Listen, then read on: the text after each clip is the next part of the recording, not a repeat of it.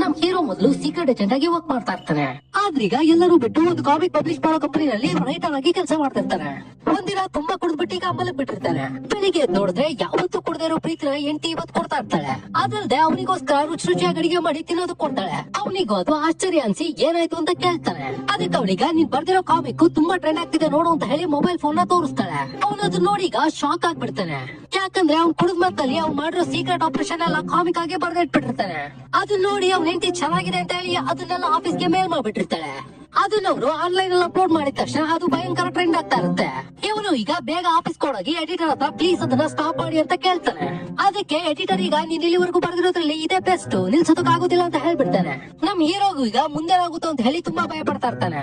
ಆ ದಿನ ಸಂಜೆ ಈಗ ಮಗಳನ್ನ ಪಿಕ್ ಮಾಡೋದಕ್ಕೆ ಅಂತ ಹೇಳಿ ಸ್ಕೂಲ್ ಹತ್ರಕ್ಕೆ ಬರ್ತಾನೆ. ಅಲ್ಲಿ ಅವ್ರ ಮಗಳ ಫ್ರೆಂಡ್ ಅವರಪ್ಪ ಸ್ವಲ್ಪ ರಿಚ್ ಆಗಿರ್ತಾರೆ. ಅವ್ರ ಮುಂದೆ ಇವ್ರೆ ನಮ್ಮಪ್ಪ ಅಂತ ಹೇಳ್ಕೊಳ್ಳೋದಕ್ಕೂ ಅವ್ಳು ಸ್ವಲ್ಪ ನಾಚಿಕೆ ಪಡ್ತಾ ಇರ್ತಾಳೆ. ಅದನ್ನ ನೋಡಿದ ಅವರಪ್ಪ ಬೇಜಾರಿಂದ ಮನೆಗೆ ನಡ್ಕೊಂಡೇ ಬರ್ತಾನೆ.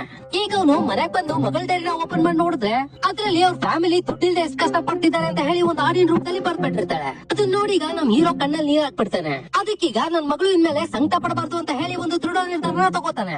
ಅದೇನಂದ್ರೆ ಅವ್ನು ಇಲ್ಲಿವರೆಗೂ ಮಾಡಿರೋ ಸೀಕ್ರೆಟ್ ಆಪರೇಷನ್ ಎಲ್ಲ ಕಾಮಿಕ್ ರೂಪದಲ್ಲಿ ಬರೆಯೋದು. ಅವನೀಗ ಕಾಮಿಕ್ ನ ಬರ್ದು ಸಿಕ್ಕಾಪಟ್ಟೆ ಫೇಮಸ್ ಆಗ್ಬಿಡ್ತಾನೆ. ಆ ಕಾಮಿಕ್ ನ ಜನರೆಲ್ಲರೂ ಓದಿ ತುಂಬಾ ಇಷ್ಟ ಪಡ್ತಾ ಇರ್ತಾರೆ. ಆ ಕಾಮಿಕ್ ನ ಬರ್ತಿರೋದು ನಮ್ಮ ಅಪ್ಪನೇ ಅಂತ ಹೇಳಿ ಮಗಳಿಗೆ ತುಂಬಾ ಖುಷಿ ಪಡ್ತಾ ಇರ್ತಾಳೆ.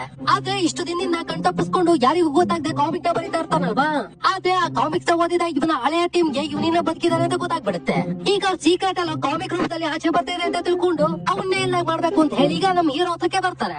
ಅದ್ರಲ್ಲಿ ನಮ್ ಹೀರೋ ತಾಕತ್ ಮುಂದೆ ಯಾರಿಗೂ ನಿಂತ್ಕೊಳ್ಳೋದಕ್ಕೆ ಆಗೋದಿಲ್ಲ, ಎಲ್ರು ಹೊಡೆದ್ ಮಲಗಿಸ್ಬಿಡ್ತಾನೆ. ಇನ್ನು ಈ ವಿಷಯನೀಗ ಮುಚ್ಚಿಡಬಾರ್ದು ಅಂತ ಹೇಳಿ ತನ್ನ ಹೆಂಡತಿ ಕಾಲ್ ಮಾಡಿ ನಿಜನೆಲ್ಲ ಹೇಳ್ತಾನೆ. ಆದ್ರೆ ಅವನ ಹೆಂಡತಿ ಮಾತ್ರ ಮತ್ತೆ ಇವ್ನು ಕುಡಿದು ಬಾಯಿಗೆ ಬಂದಾಗ ಮಾತಾಡ್ತಿದ್ದಾನೆ ಅಂತ ತಿಳ್ಕೊಂಡ್ಬಿಡ್ತಾಳೆ.